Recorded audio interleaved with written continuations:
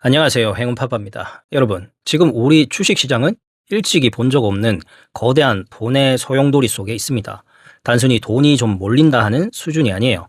지금 개미들이 빚을 내서 주식을 산 금액, 즉 신용거래융자 잔액이 사상 처음으로 30조 원을 돌파했습니다. 대한민국 증시 역사상 그 어떤 강풍이 불었을 때도 이 30조라는 벽을 넘은 적은 단 한 번도 없었습니다. 여기에 언제든 쏠 준비가 됐다며 증권 계좌에 대기 중인 고객 예탁금은 무려 93조 8천억 원에 육박합니다. 이 거대한 숫자들이 말해주는 건 하나입니다. 지금 시장은 말 그대로 끌어오르다 못해 터지기 일보 직전인 초가열 상태라는 거죠.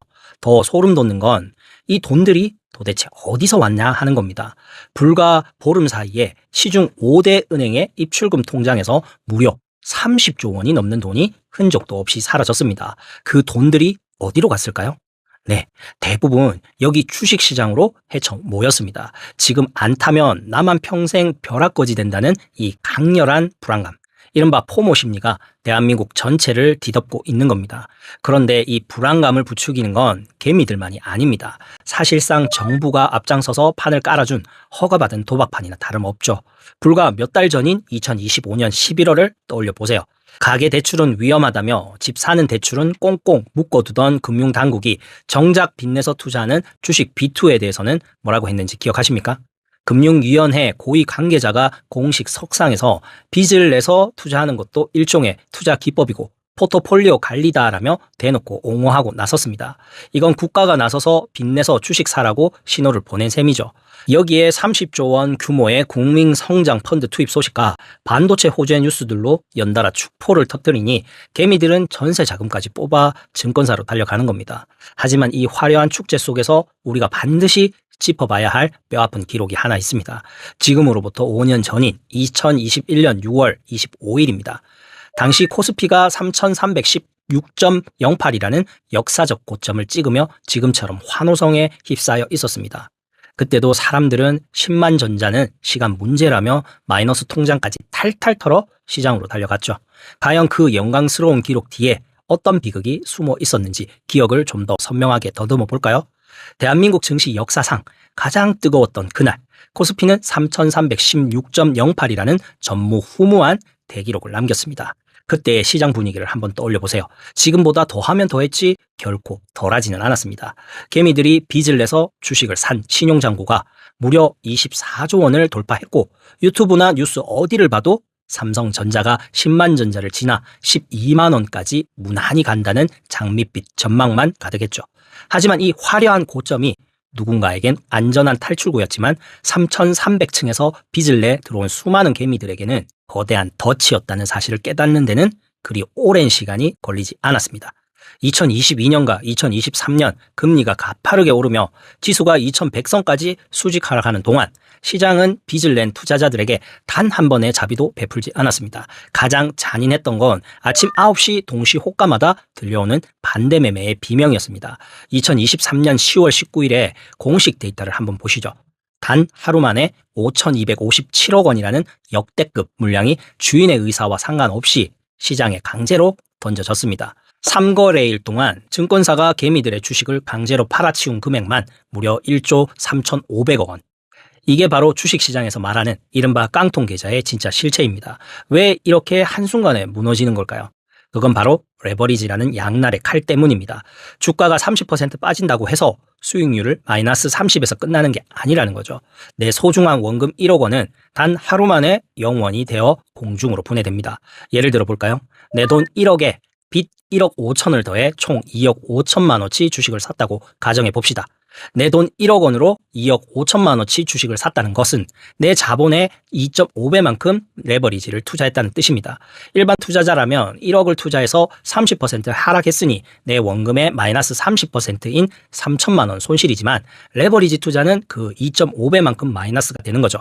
마이너스 75%, 즉 7,500만 원 손실입니다. 여기서 이상한 점이 있죠. 이론상 2,500만 원이 남아야 하지만 왜 깡통이 되느냐는 거죠. 두 가지 무서운 함정 때문입니다. 증권사는 빌려준 돈을 안전하게 회수하기 위해 보통 140%의 담보 유지 비율을 요구합니다. 좀 전 예시에서 증권사가 빌려준 돈 1억 5천만 원의 140%, 즉 2억 1천만 원 아래로 떨어지는 순간 증권사는 돈을 더 채워넣지 않으면 내일 아침에 강제로 팔겠다라고 통보합니다. 이게 바로 두 번째 함정인 반대 매매입니다. 만약 돈을 채워넣지 못한 채 다음날 아침 9시가 되었어요. 증권사는 자신들이 빌려준 돈을 지키기 위해 여러분의 주식을 하한가로 던져버립니다. 내 의사와 상관없이 가장 낮은 가격에 팔리는 거죠. 이 과정에서 이자와 연체료, 매매 수수료까지 한꺼번에 차감됩니다. 결과적으로 내 소중한 원금 1억 원은 단 하룻밤에 영원이 되어 공중으로 분해됩니다. 2021년 고점에서 환호하며 빚을 냈던 투자자 중 상당수는 이렇게 2023년의 하락장을 견디지 못하고 시장에서 강제로 퇴출당했습니다. 자산이 불어나는 속도보다 내 계좌가 삭제되는 속도가 수십 배는 더 빠르다는 사실을 우리는 이 뼈아픈 숫자로 이미 증명했습니다. 그런데 2026년 오늘 우리는 그때보다 더 큰 30조 원이라는 빚의 함정 앞에 다시 서 있는 겁니다. 자, 여기서 우리는 아주 근본적이면서도 뼈아픈 질문을 하나 던져봅시다. 개미들이 깡통 계좌를 차고 시장을 떠날 때 그들에게 돈을 빌려주고 종목을 추천했던 증권사들은 과연 어떤 성적표를 받았을까요? 금융감독원이 내놓은 공식 발표를 보면 그 답은 아주 차갑고 명확합니다. 코인과 주식 광풍이 정점이던 2021년 국내 증권사들이 벌어들인 전체 단기 순이익은 9조 941억 원을 기록했습니다. 대한민국 증시 역사상 전무후무한 대기록이었죠. 이들이 거둔 천문학적인 수익의 핵심은 다름 아닌 리포트와 이자라는 두 개의 톱니바퀴에 숨어 있었습니다. 금융투자협회 공시 자료를 보면 정말 흥미로운 통계가 나옵니다. 국내 증권사가 내놓은 리포트 100개 중 무려 92개는 무조건 사라는 매수 의견이었습니다. 반대로 지금은 위험하니 팔아라라는 매도 리포트는 단 한 개도 채 안 되는 0.1% 수준에 불과했죠. 왜 그럴까요? 주가가 역사적 고점이든 하락장 입구든 그들은 일단 사라고 권해야 합니다. 그래야만 여러분이 사고 팔면서 발생하는 수수료가 그들 주머니를 채우기 때문입니다. 게다가 증권사는 기업들 채권을 발행해 주거나 상장을 돕는 이른바 IB 영업으로 먹고 삽니다. 기업들 눈치 보느라 나쁘다는 소리를 추고도 못하는 구조적인 한계가 있다는 뜻입니다. 하지만 수수료보다 더 달콤한 수익원은 바로 이자 농사였습니다.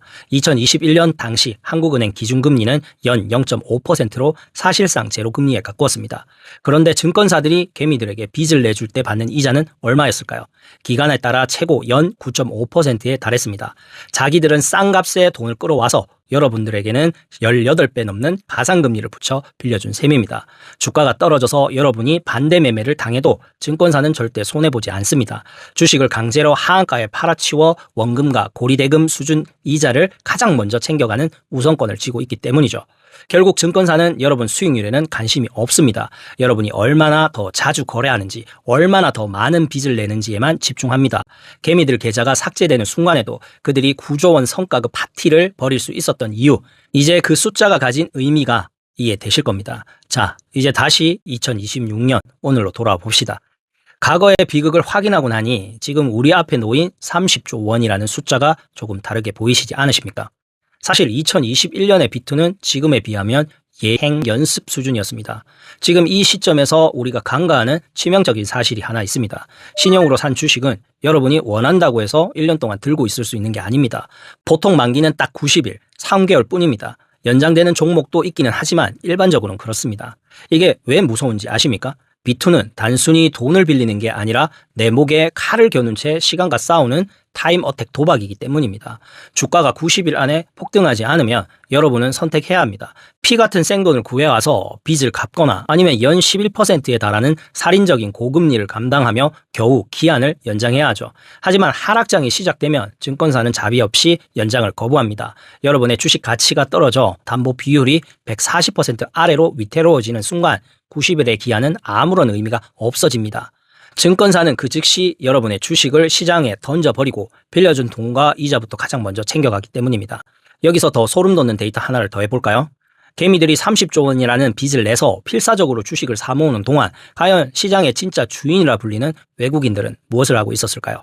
불과 2달 전 시장이 한 차례 흔들렸던 2025년 11월의 수급표를 보면 아주 잔인한 답이 나옵니다.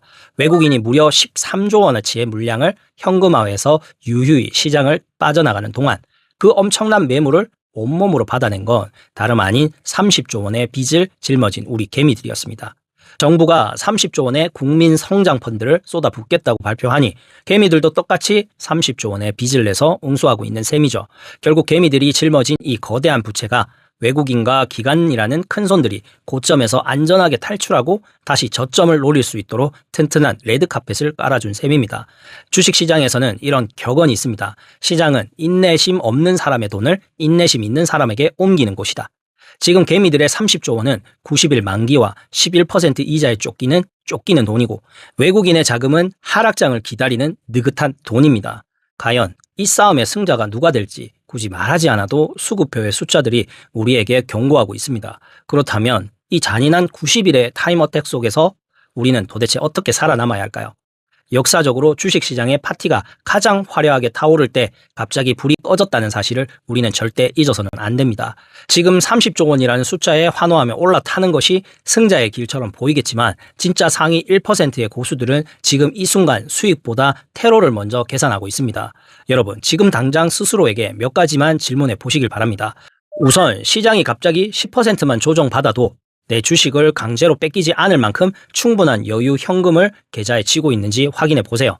만약 내 예상과 다르게 주가가 꺾이기 시작한다면 미련 없이 내 남은 자산을 지켜낼 나만의 손절 원칙이 있는지, 그리고 그 원칙을 기계적으로 실행할 차가운 용기가 있는지 반드시 돌아봐야 합니다. 연 11%의 고리대금급 이자를 내며 버티는 B2는 투자가 아니라 시간이라는 사형 집행관과 싸우는 아주 고독하고 위험한 전쟁입니다. 지수가 제자리 걸음만 하고 있어도 여러분의 계좌에서는 매달 피 같은 현금이 이자로 흔적도 없이 증발하고 있다는 사실을 잊지 마세요. 시장은 언제든 우리에게 다시 기회를 주지만 한번 깡통이 돼버린 계좌는 우리에게 다시 일어설 기회를 결코 허락하지 않습니다. 준비되지 않은 이들에게 30조 원의 빚은 언제 터질지 모르는 시한폭탄이겠지만 철저한 계획을 가진 이들에게는 언젠가 찾아올 이 강기의 끝이 진정한 부의 기회가 될 것입니다. 5년 전 2021년의 비극이 여러분의 이야기가 되지 않기를 진심으로 바랍니다. 여러분의 소중한 땀방울이 담긴 자산을 지키는 유일한 방패는 증권사의 화려한 리포트가 아니라 바로 여러분의 냉철한 리스크 관리뿐입니다. 오늘 전해드린 데이터들이 여러분의 현명한 판단의 작은 이정표가 되길 바랍니다. 내용이 도움이 되셨다면 구독과 좋아요 부탁드립니다. 지금까지 이슈와 이슈 채널의 행운파빠였습니다. 시청해 주셔서 감사합니다.